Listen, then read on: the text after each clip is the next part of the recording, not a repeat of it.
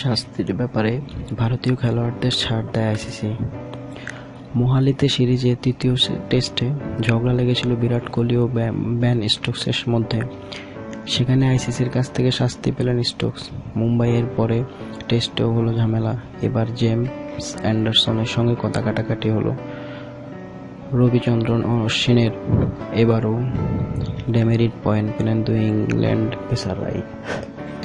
অশ্বিনের সঙ্গে কথা বলেছিলেন ম্যাচ রেফারি, কিন্তু কোনো শাস্তি পেতে হয়নি ভারতীয় স্পিনারকে।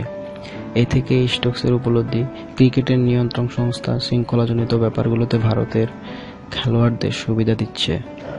সরাসরি কিছু বলেননি, তবে যে সুরে কথা বলেছেন স্টোকস, তাতে বোঝা যাচ্ছে আইসিসি এমন একপাক্ষিক বিচারেও মোটেও খুশি নয় ইংল্যান্ড। খেলোয়াড়ের নাম কি কিংবা কোন দলে খেলেন এসব বিবেচনা না করেই শৃঙ্খলাজনিত বিষয়গুলো বিচার করার জন্য বলছেন ইংল্যান্ড। সাংস বলেছেন, এগুলো খেলোয়াড়দের কথা কাটাকাটি খেলারই অংশ। এগুলোকে কেন দমিয়ে রাখতে চায় সেটিরই কোনো কারণ খুঁজে পাই না।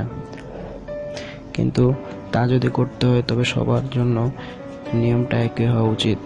কিছু নির্দিষ্ট মানুষকে নির্দিষ্ট ব্যাপারে ছাড় দেবেন, অন্যদের দেবেন না, এটা হতে পারে না। যদি কোনো একজনের বিচার করেন, অন্যদেরও করতে হবে। তা তিনি যেই হন বা যে দলেরই খেলেন না কেন। কথা শুনে মনে হতে পারে স্টোকসের ইঙ্গিতটা কোহলি ও অশ্বিনের শাস্তি না পাওয়ার দিকে। ইংলিশ অলরাউন্ডারকে জিজ্ঞেস করেছিলেন সাংবাদিকরা, কোহলি ও অশ্বিনের ম্যাচ রেফারিরা আগলে রাখছেন কিনা।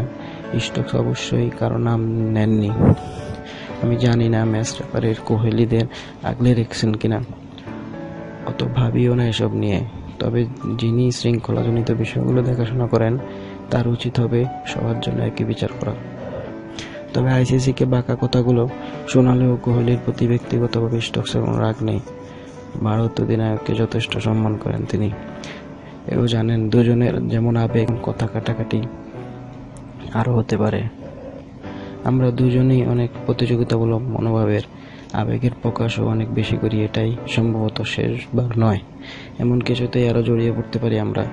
তবে ব্যক্তিগতভাবে কোনো রাগ নেই। ওই সময়ের অন্যতম সেরা ব্যাটসম্যান, এটা আমাকে মেনে নিতে হবে।